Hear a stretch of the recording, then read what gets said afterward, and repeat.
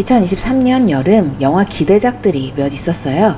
류승환 감독의 밀수, 김용하 감독의 더문, 엄태화 감독 콘크리트 유토피아, 그리고 김성훈 감독의 비공식 작전이 있었죠. 저는 더문 빼고는 다 극장에서 봤는데요. 오늘은 그중 제일 재밌게 봤던 비공식 작전을 소개해드리려고 합니다. 먼저 김성훈 감독은 이성균 주연의 끝까지 간다, 하정우 주연의 터널을 연출한 감독인데요. 주어진 상황을 치밀하게 구성해서 이 극적인 서스펜스를 만들어내는 연출을 하기 때문에 관객들의 입장에서는 제일 몰입감 있고 재밌게 볼 수 있는 작품이지 않을까 생각했었습니다. 그런데 개봉 한 달 정도가 지나가고 있는 현재 누적 관객 수가 105만 명 정도로 이 실패 쪽으로 기울어 버렸더라고요. 이 대부분 모로코와 이탈리아 로케로 진행이 됐고 액션과 카 체이싱이 굉장히 화려했기 때문에 제작비도 많이 들었다고 알고 있는데 많이 안타까운 상황이라고 할 수 있겠죠. 그래도 저는 재밌게 봤기 때문에 오늘 이 이야기를 시작해봅니다. 이 영화는 1986년 레바논 외교관 납치 사건을 다루고 있는 실화 영화입니다. 이 전두환 전 대통령 시절인데 내전이 시작된 레바논이 영화의 배경입니다. 당시 레바논 대사였던 오형국 서기관이 납치된 시점부터 시작이 되는데요. 이 대한민국 외교관이 납치됐지만 국가에서는 그때 아무 정보도 없었고 해볼 수 있는 게 없었습니다. 그래서 오영국 외교관이 사망했다는 불확실한 정보로 마무리가 됐고 아무것도 못한 채 1년 8개월의 시간이 지나가고 있었습니다. 그때 외무부에 이민준 외교관이라는 사람이 있었는데요. 하정우 배우가 연기했던, 그는 탁월한 언변과 상황 판단력을 갖고 있었지만 흑수저에 지방대를 나와서 별다른 인맥도 없었습니다. 그래서 미국이나 유럽같이 좋은 나라에 가고 싶지만 지금도 중동과를 담당하고 있는 사무관이었어요. 자신이 미국에 갈 차례가 됐는데도 위에서 발령을 내주질 않는 거죠. 그날도 이민준 외교관은 미국 발령을 후배에게 빼앗기고 잔뜩 화가 나 있는 상황이었는데요. 그때까지 혼자 있다가 한밤에 울리는 전화를 받게 됩니다. 늦은 시간이라 받지 않아도 될 상황이었지만 복도까지 나갔다 돌아와 받은 건 울리는 전화벨에서 느껴지는 간절함 때문이었을 겁니다. 그의 책임감도 한몫했을 거고요. 그런데 전화를 받았지만 상대는 아무 말도 하지 않고 전화기를 두드리는 소리만 들렸어요. 하지만 민주는 그것이 오영국 외교관의 생존을 알리는 내용이라는 걸 알아들을 수 있었는데요. 대한민국 외교관들만 아는 신호로 보내왔기 때문입니다. 그때부터 외무부는 이 오영국 외교관을 살려서 돌아올 계획을 세우게 됩니다. 사실 당시에는 대한민국 안기부가 절대적인 권력을 누리던 시절인데요. 보통 이런 일들은 다 안기부에서 도맡아 처리하고 있었지만 외무부는 그들이 모든 상황을 북한이 그랬다고 하면서 이용하는 걸 알고 있었기 때문에 괜히 잘 모르는 중동까지 가서 헛발질을 할까봐 자신들이 직접 동료를 구하기로 결정을 합니다. 그를 무사히 데려올 수만 있다면 정권에도 도움이 될 뿐만 아니라 외무부의 입지도 더 탄탄해질 것이기 때문입니다. 이것에 대해서 민주는 자신이 중동과이기도 했지만 전화를 직접 받은 사람으로서의 당위성을 주장하면서 자신이 직접 레바논으로 가겠다고 말합니다. 책임감도 있었지만 이 작전을 성공하면 자신이 미국으로 발령받아서 갈 수 있을 거라고 믿었기 때문입니다. 그 과정에서 미국 CIA의 정보와 스위스은행의 도움을 받게 되는데요. 이런 첩보 과정들이 나오더라고요. 이 내전 중인 곳에 들어가는 것이기 때문에 그런 외부적인 첩보의 도움을 받아야 했던 거죠. 그리고 현금은 위험 부담이 있었기 때문에 피카소의 스케치를 들고 민주는 레바논 공항으로 들어가는데 성공합니다. 하지만 레바논 상황은 생각보다 심각했어요. 내전 상황이었기 때문에 이 전시잖아요. 그래서 군대마저도 썩어 있었고 그들은 도청을 통해서 한국인이 인질 협상을 하러 들어온다는 사실을 이미 알고 있었던 거죠. 거액의 돈이 걸려 있었기 때문에 이걸 자신들이 가져와야 했겠죠. 이런 상황에 외교관이라는 위치가 절대 안전을 보장해주지 않았습니다. 미국도 아니고 동양에 있는지도 모르는 대한민국의 외교관이었으니까요.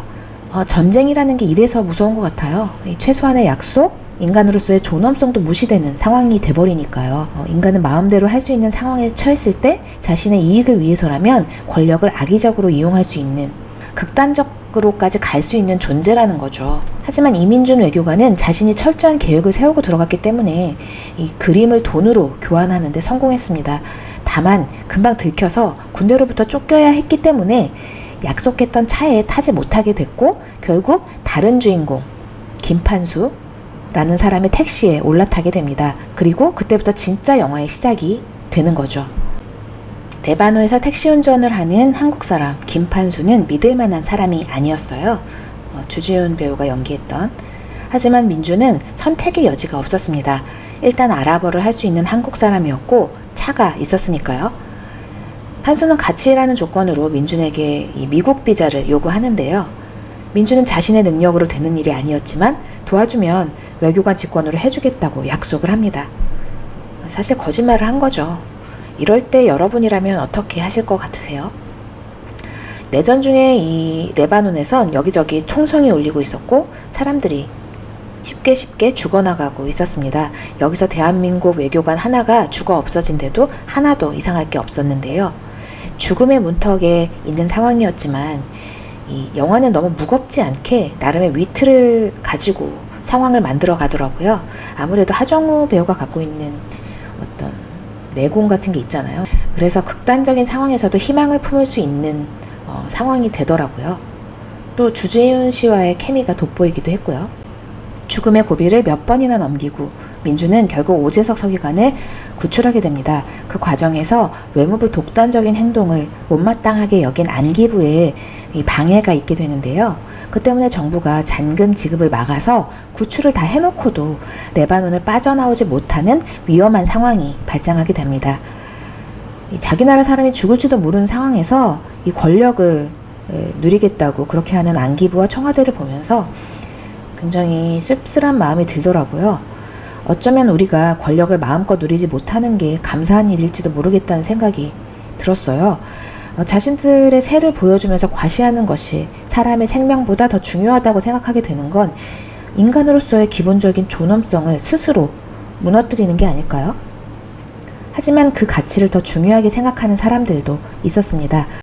외무부 직원들이 자신들의 3개월치 월급을 모아서 보내준 거죠. 납치당한 외교관이 자신일 수도 있었다는 생각을 한 거예요. 동료에 대한 어떤 존중과 미안함이기도 했고요. 민중과 외무부 직원들의 그 간절함이 전해져서 결국 스위스은행에서 잔금을 선지급해줬다는 것이 영화적 설정입니다. 그게 비공식 작전이었기 때문에 이 스위스은행에서 자신들이 직권적으로 선지급을 해줬다는 것은 있을 수 없는 일인데 그런 어떤 기적 같은 일이 일어난 거예요. 그리고 실제로 우리나라 정부에서 그것을 나중에 갚지 않았다고 하는 것이 공식적인 입장이더라고요. 하지만 그런 기적이 누군가의 간절함을 통해서 일어날 수 있었다는 거예요. 하지만 구출해 왔다고 해서 끝난 건 아니었어요. 이 공항까지 가는 것도 공항을 통과해서 비행기를 탈 수 있을지도 모르는 그런 상황이 됐고 다시 그들을 납치하려는 세력들까지 이 뒤를 쫓고 있었으니까요. 대한민국에서 공식적으로 승인하지도 않은 이 비공식 작전을 이민준 외교관은 레바논에 사는 사기꾼 택시운전사와 함께 끝까지 성공할 수 있었을까요? 포기하지 않은 한 사람의 마음이 한 생명을, 아니 두 사람을 살리게 됩니다. 자신이 어떻게 될지도 모르는 상황에서 이민준 외교관은 이 택시운전사 판수를 자기 대신 비행기에 태워 보내거든요. 지금까지 자신과 싸워준 판수를 두고 차마 돌아서지 못하는 거죠. 또 자신이 약속을 했었잖아요. 미국 비자를 주겠다고. 자신과 함께 다니면서 같이 싸웠기 때문에 레바논에 두고 왔으면 죽을 수밖에 없는 상황이 된 거잖아요. 차마 돌아서지 못하는 마음, 측은지심이라고 하는데 이 두 사람을 살리고 나중엔 자기 자신까지 이제 살아서 돌아가게 되는 거죠. 요즘 이런 희생의 가치가 굉장히 무너져 있잖아요. 그런데 영화에선 그게 있었어요. 돌아보는 마음, 그리고 또 자신을 희생해서 다른 사람을 살리는 마음, 이런 것들이 이 영화의 베이스로 깔려 있어서 사실 저도 크게 기대하고 본 건 아니었는데 제 마음속에 깊이 들어와서 여운을 남겨줬습니다. 절망적인 상황에서도 포기하지 않고 뚫고 나가는 이민준 외교관과 사기치려다가 함께하게 되는 김판수와의 관계의 변화가 이 영화를 보는 중요한 포인트가 됩니다.